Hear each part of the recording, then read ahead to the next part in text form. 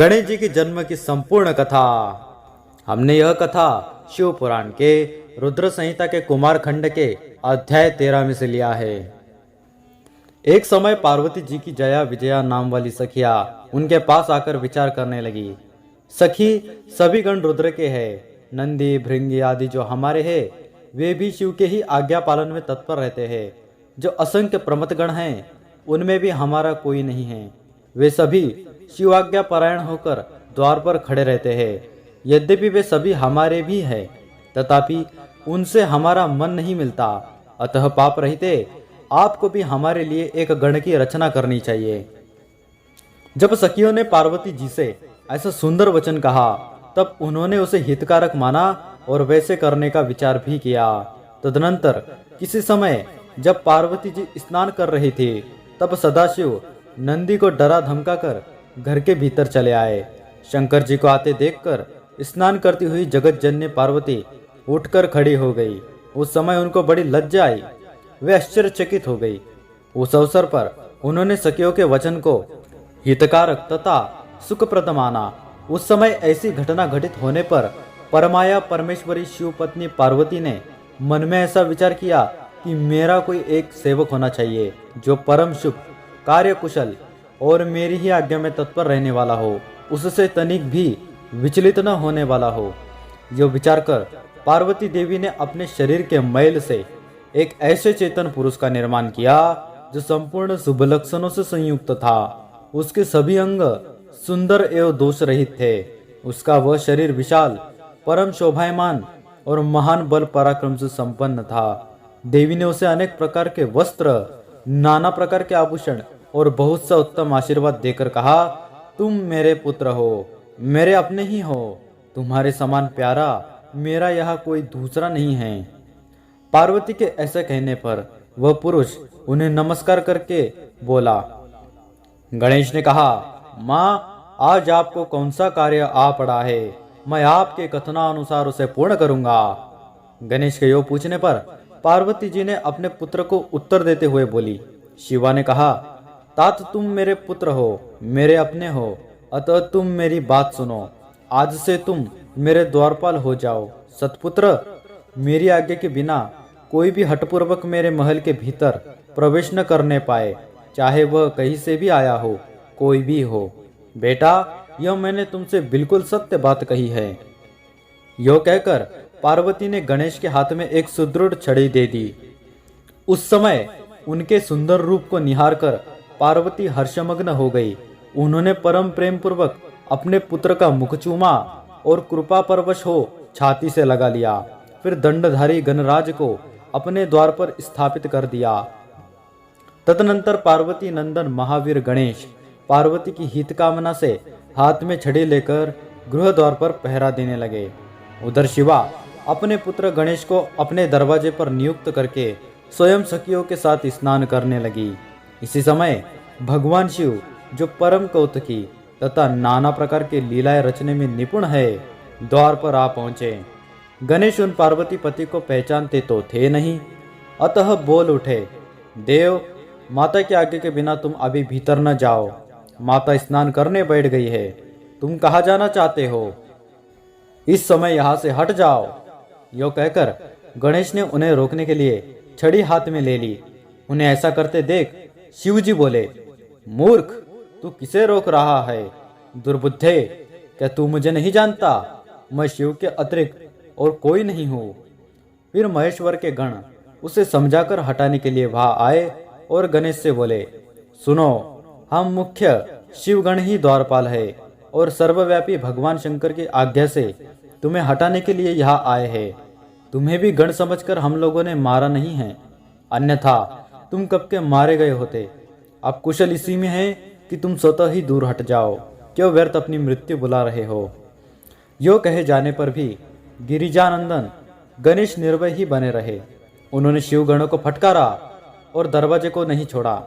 तब उन सभी शिवगणों ने शिवजी के पास जाकर सारा वृत्तांत उन्हें सुनाया।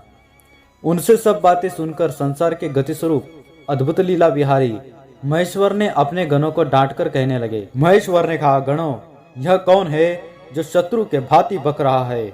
इस नवीन द्वारपाल को दूर भगा दो। तुम लोग नपुंसक की तरह खड़े होकर उसका वृत्तांत मुझे क्यों सुना रहे हो? विचित्र लीला रचने वाले अपने स्वामी शंकर के यो कहने पर वे गण पुनः वही लौट आए। तदनंतर गणेश द्वारा पुनः रोके जाने पर शिवजी ने गणों को आज्ञा दी कि तुम पता लगाओ यह कौन है और क्यों ऐसा कर रहा है। गणों ने पता लगाकर बताया कि ये श्री गिरिजा के पुत्र है तथा द्वारपाल के रूप में बैठे हैं।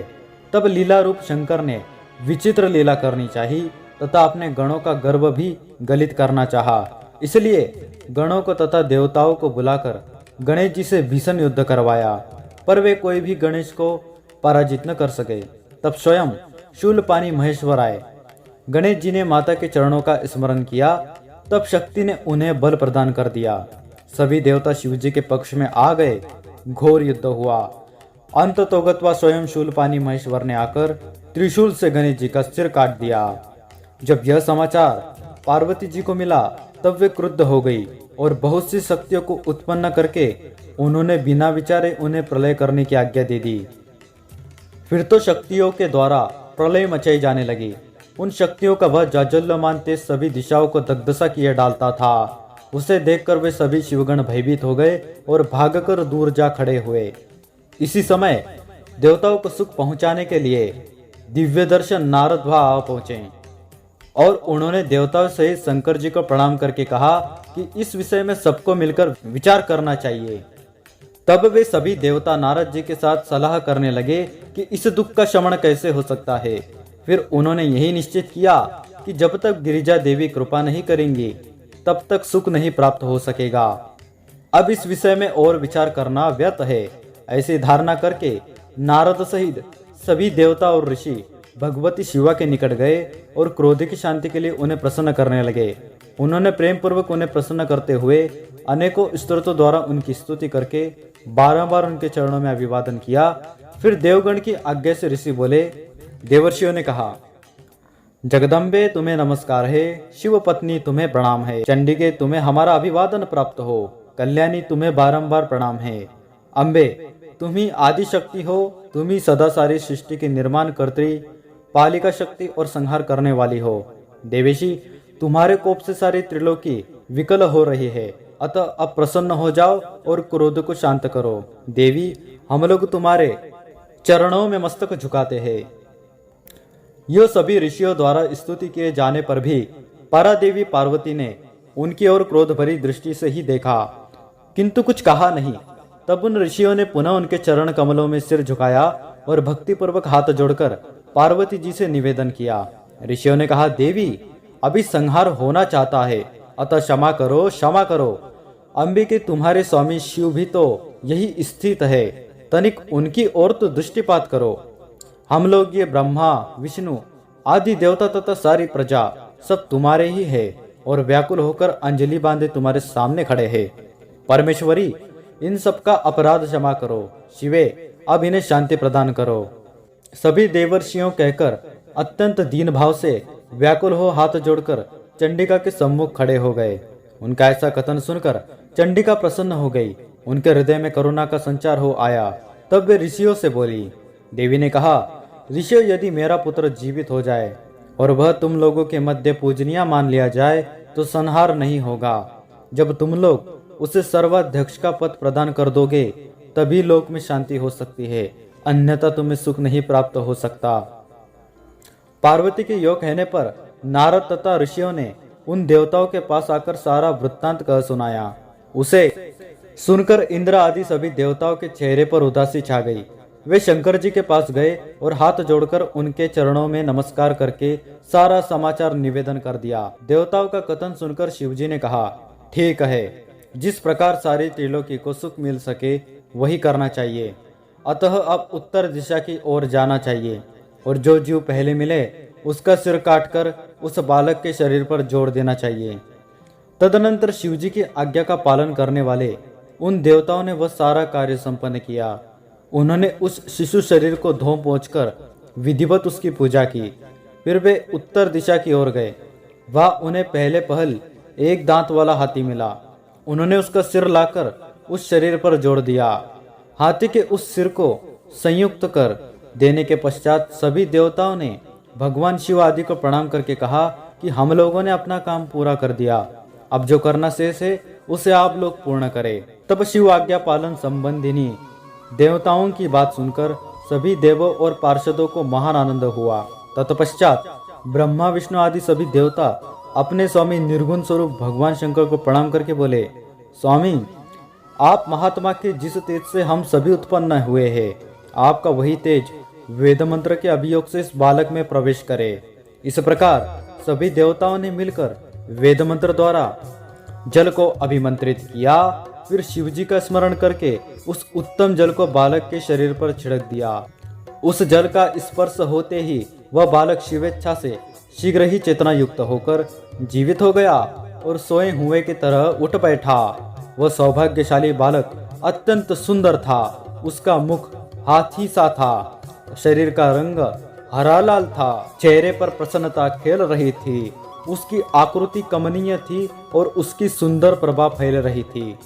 पार्वती नंदन उस बालक को जीवित देखकर वह उपस्थित सभी लोग आनंद मग्न हो गए और सारा दुख विलीन हो गया। तब हर्ष विभोर होकर सभी लोगों ने उस बालक को पार्वती जी को दिखाया। अपने पुत्र को जीवित देखकर पार्वती जी परम प्रसन्न हुई। इस प्रकार गणेश जी के जन्म से जुड़ी हुई ये संपूर्ण कथा आपको सुना दी। जो इस कथा को सुनता है गणेश जी उसकी सारी समस्याएं समाप्त कर देते हैं। वीडियो पसंद आए तो वीडियो को लाइक कीजिए, चैनल को सब्सक्राइब कीजिए और भक्तों से शेयर कर दीजिए। जय श्री गणेश, हर हर महादेव। सनातन धर्म की है ये कथा, सुनाते हैं हम भगवान की महिमा गाथा।